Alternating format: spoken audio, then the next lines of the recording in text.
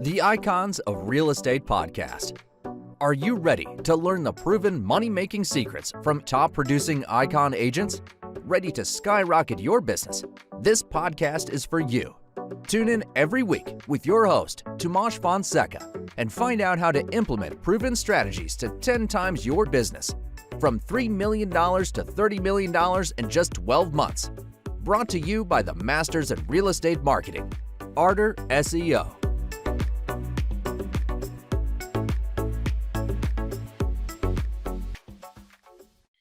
Welcome to Icons of Real Estate Podcast. I'm your host, Patty Teal. Let me tell you about today's guest. Beau Blankenship is the lead agent for Engel Völkers Blankenship Group, representing his clients on the Emerald Coast with first-class service. Engel Völkers 30A Beach is a luxury real estate firm providing exceptional services for buyers and sellers. Welcome, Beau. Hey, thank you so much for having me. Oh, I've been excited to talk to you. I live in Florida now, so I'm just learning about the area. So what do they consider the Emerald Coast? The whole coast? To say what?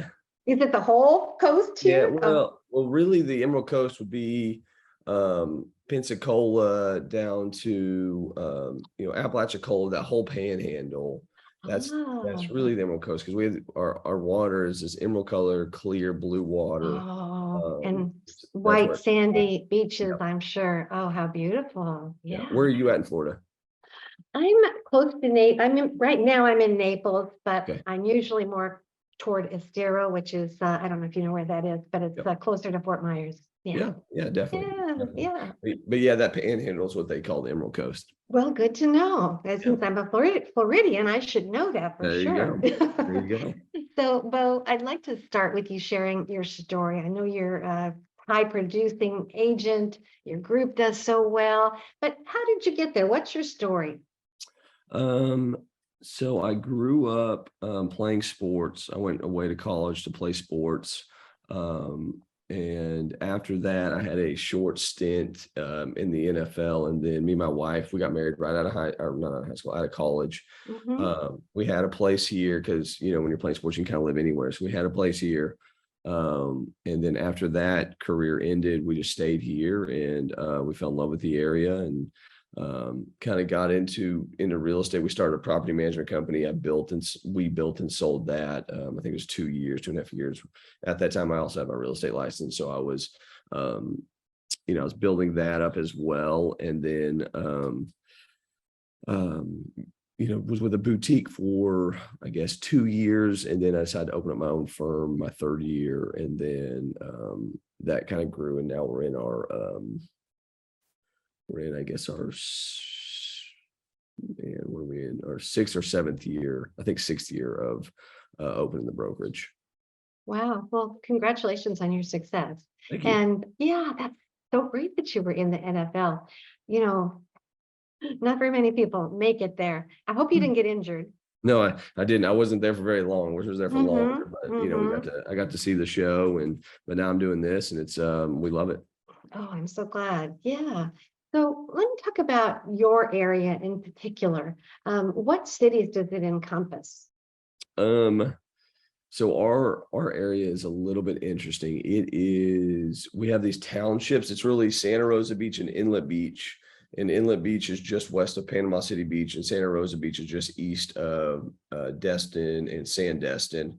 So those are the biggest towns, and Pensacola is that 2 hours west of us, or 2.5 hours.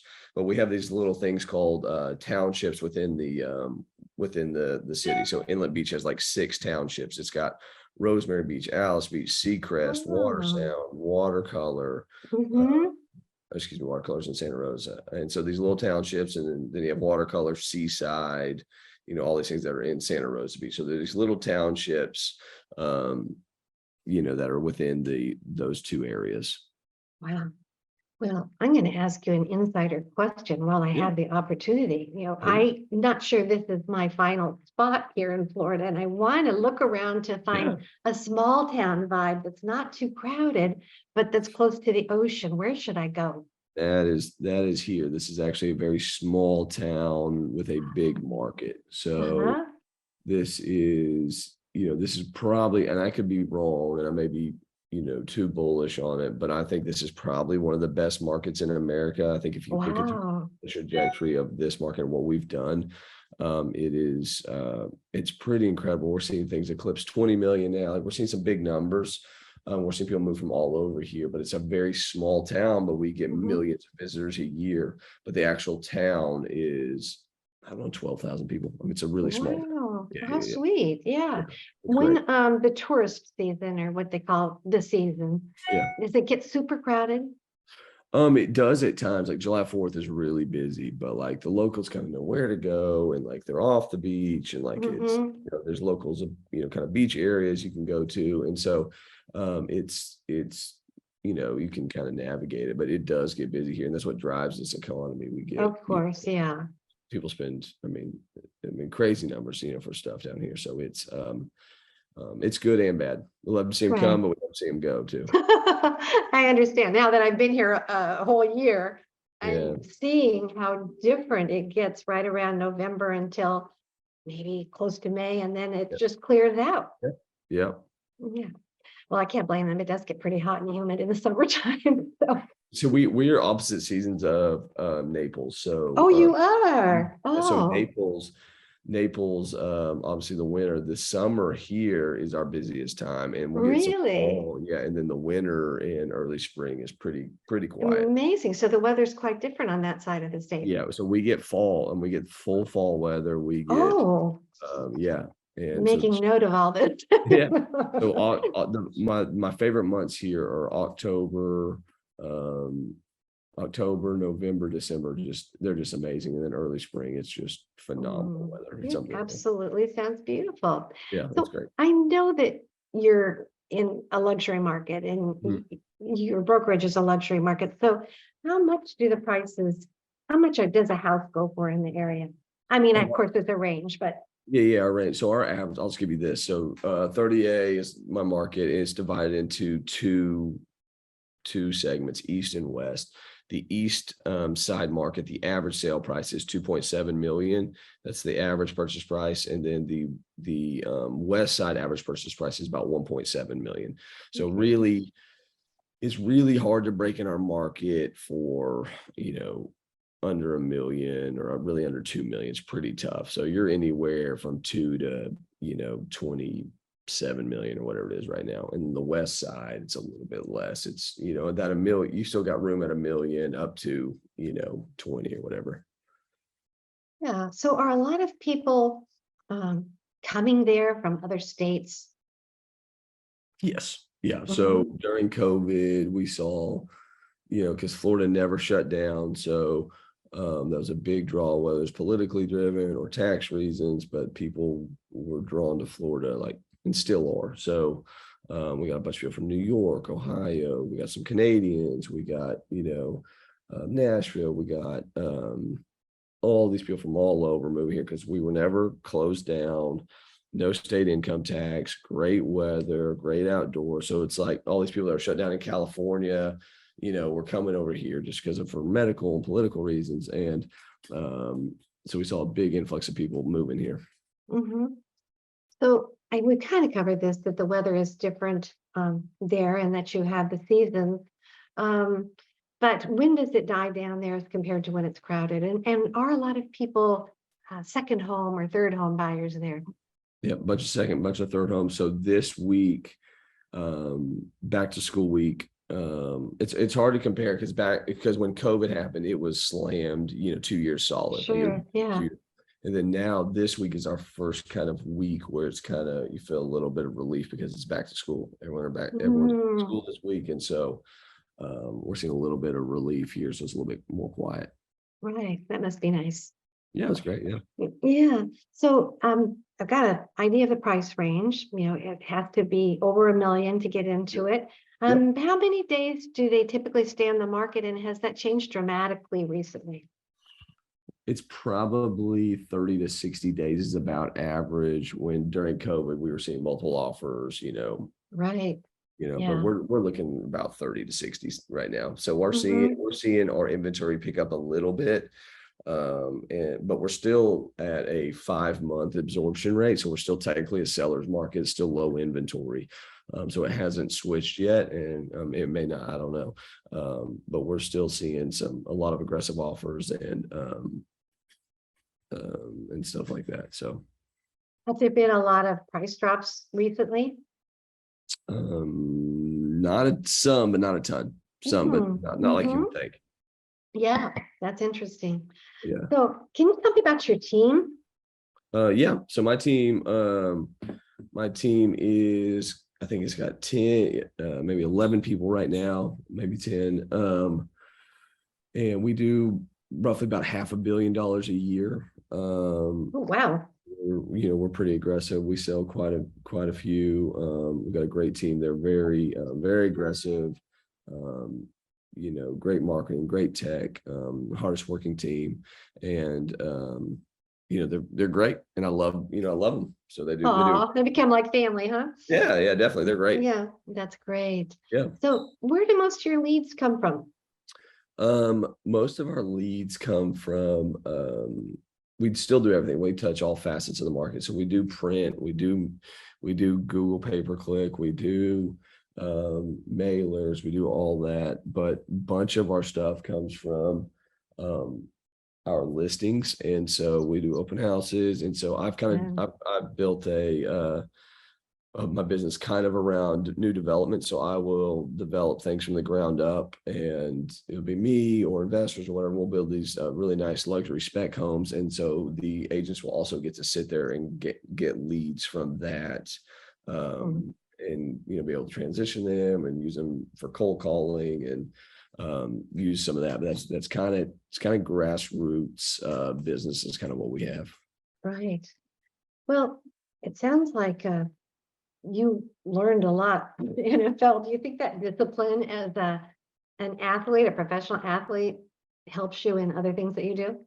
Yeah, no, it's a direct correlation. The sports and I get asked this a lot, sports and real estate's very similar parallels. You got to learn how to win. You got to learn how to lose. You got to learn what to do if you want to win, how to get better, how to train, how to work with others, how to stand your ground. I mean, you learn everything, how to get up, get back on it and keep going. And so you learn, it's really the same thing. Wow, that's so So interesting. it's pretty simple, Yeah.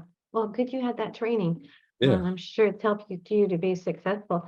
And of course, you're doing great, but we all have goals. What is your upcoming goals? We have our production goals. We'd like to hit some big numbers. But we'd also like to expand into some other markets. So we're trying to look at some other markets, really kind of grow the team nationally and grow the brokerage at the same time. So I'm running really two businesses. I'm running a brokerage and the team. So I'm trying to grow both, exponentially. And so that's really our goals, is expanding the brokerage to other markets, expanding the team to other markets. So they really, kind of go hand in hand. So how do you find new team members? How do you get them? I don't want this to sound arrogant whatsoever, but really they come to us. They really Well, reach that out. makes sense. Yeah. They really come to us about joining us and want to be a part of the team. And if they're good, we're pretty selective. I'm pretty selective who I let in my inner circle. And so they have to be a right fit. And, if they are, then we'll bring them on, and then I will pair them with a mentor. And so they'll be a mentee, and they'll be trained under one of my original people, and then they'll slowly get into it. So what do you look for when someone applies with you? Really kind of their grit, their tenacity, kind of their presence. You can tell somebody pretty quickly, like a lot about them by their presence, when you first meet them. But one of the biggest things is ego.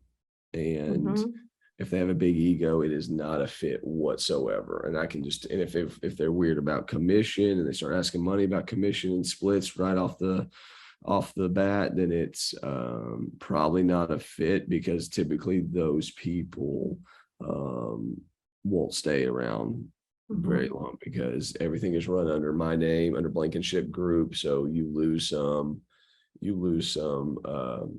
your ego has to die a little bit because we're trying to put the team name in front of. Right. But I get why people don't want to do it. I mean, 100%. And but people that have struggles with that, it's typically a no commission issues. If they're always fighting you on commission, I want a different split on this deal. Then it's not worth it. And then, but really just the grit, the tenacity, and their presence, and really having a peace, and not really having a big head is, are my main things. And knowing that they're willing to work, because it's hard, like getting stuff out here is very competitive. So you have to be able to cold call and get told no 1,000 times, and sit at these open houses. And so really they just have to have a thick skin as well. That's really interesting. And leave your ego at the door. Yes. Sounds good. So what are your challenges these days? Challenges right now, real estate the past 2 years has been not easy, but it's been easier, right? You just put it in MLS and you can sell it, and been pretty easy. Right now our challenges is getting back to what we did 2 years ago. And so if we're cold calling, we need to triple down on it. So we need to if we're doing 100 calls a day, it needs to be 300. If we're doing 50 handwritten notes, it needs to be 150. If we're doing 3 open houses a week, it needs to be 6. Like, we just need to triple down what we're doing and get back to the actual grind of the business. Yeah. It makes it a little tougher, but going back to a more balanced market, perhaps. Yeah. Do you think And it's going? Sorry, one thing, and having so many realtors in, I think there's 3,000 realtors in our market. There's 12,000 people here, so it's it's pretty tough. Oh, yes. Yeah, that sounds like it. I know you said you're looking at other markets, and I wondered, I won't hold you to it, because I know this is a work in progress, but what are you looking at first, expansion wise? We've made a bunch of offers, like from a development standpoint, in West Palm Beach and Palm Beach. So expanding down to South Florida is of interest. And then also the Vail, Colorado market is, we're also looking at that. Wow, I love Vail, Colorado. It's so pretty. Reminds me of just Disneyland, and it's all the little lights are twinkling in the village. Oh yeah, it's great. Yeah, very beautiful. Well, gosh, I want to make sure that people could contact you if they've been listening or watching, and how would they do that? You can text me, call me. It's all on my website. It's I've got 2. It's blankenshipgrp.com or beau.blankenship@engelvölkers.com. And what is it? beau.blankenship@30afineliving.com. That's the other one. Yeah. 30afineliving.com. Yeah. But if you just Google Beau Blankenship or whatever, it'll come up, and you can find us on social and message us or text us, email us. Either way, it'll all come up, and you can get a hold of us pretty easy. Okay, well, I can't thank you enough for being on Icons of Real Estate today. I really enjoyed it. Yeah, thank you so much for having me. I really appreciate it. Thank you. Bye. Bye.